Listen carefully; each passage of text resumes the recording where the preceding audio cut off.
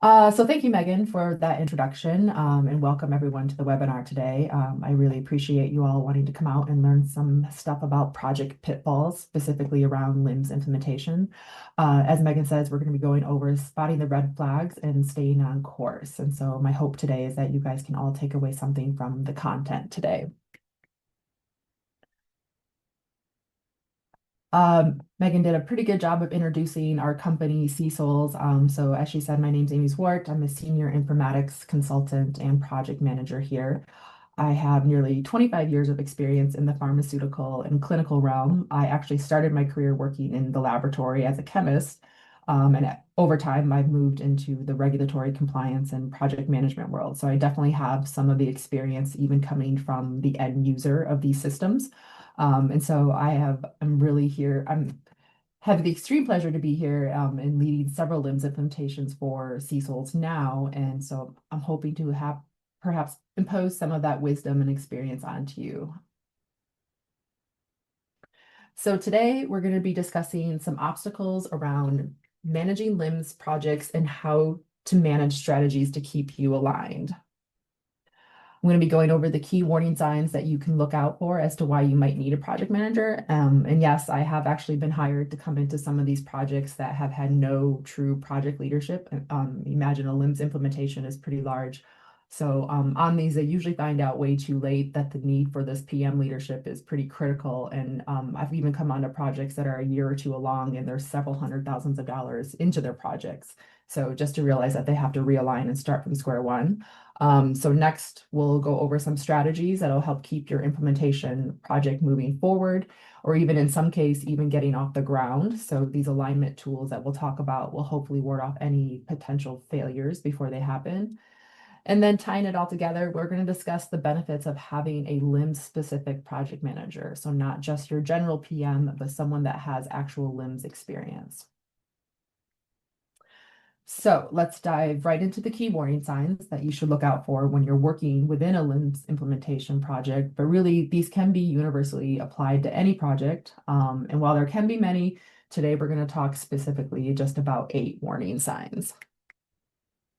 So key warning sign number 1 is you're finding that your project has a lack of clear project goals and priorities. So you might find that you have team members that have conflicting understandings of the project's purpose. This can lead to inefficiency and wasted effort. And without a clear vision, teams tend to work towards different objectives. You might find that you have frequent scope changes or shifting priorities. This is when the project keeps changing direction, making it hard to stay focused. A very common one that I see is that tasks and deliverables are frequently revised without a structured way to evaluate the impact on the project itself. And then this can be a result of having no proper change management processes to handle scope creep. And you'll hear me say the word scope creep several times during this webinar. So scope creep can lead to additional work being performed that may not align with the project's purpose. And you'll find that you have no clear roadmap or timeline for deliverables. So this is when tasks are assigned without an overarching plan. This can lead to confusion and again goes back to that good old scope creep. We find that deadlines and milestones are unclear or frequently missed. And with this, there's no visibility into the long-term project trajectory. The next warning sign you might see in your projects is you're having missed deadlines and bottlenecks. You may find that tasks are consistently taking longer than expected. And here we can see where a lack of planning and resource allocation causes delays, and teams are working reactively rather than proactively. You might also start seeing that deadlines are missed, causing delays in the overall project. And then because in projects, one late task can have a domino effect, delaying multiple other tasks or even the whole project phase. And because of this, stakeholders lose confidence in the team's ability to deliver. You might see dependencies being between tasks that aren't being properly managed. So as we talked about that domino effect, if task A depends on task B, but B is delayed, it will often just disrupt the workflow. So without a project manager tracking these dependencies, you'll find that tasks are going to be scheduled inefficiently.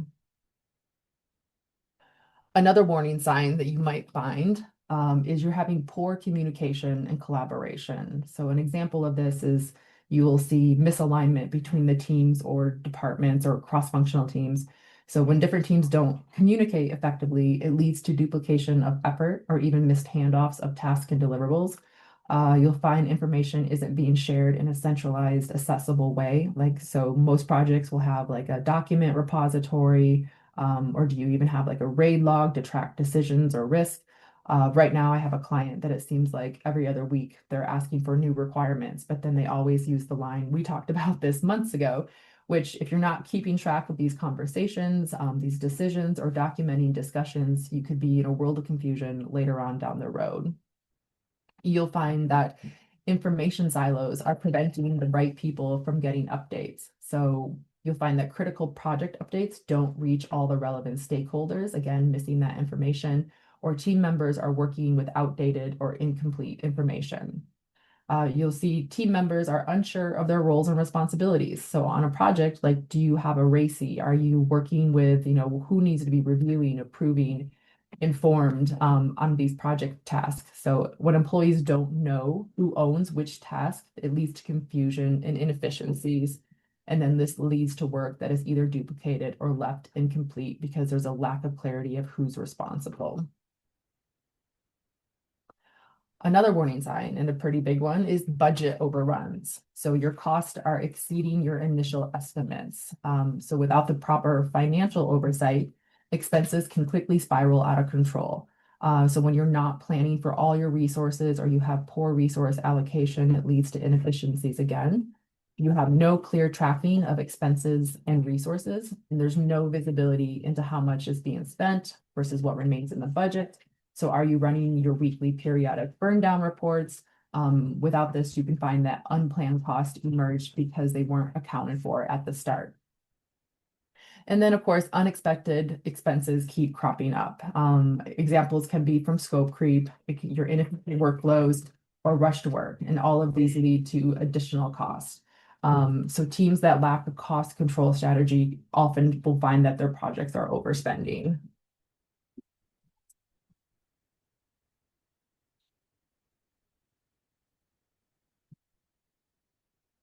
Sorry, my clicker was stuck there. Okay.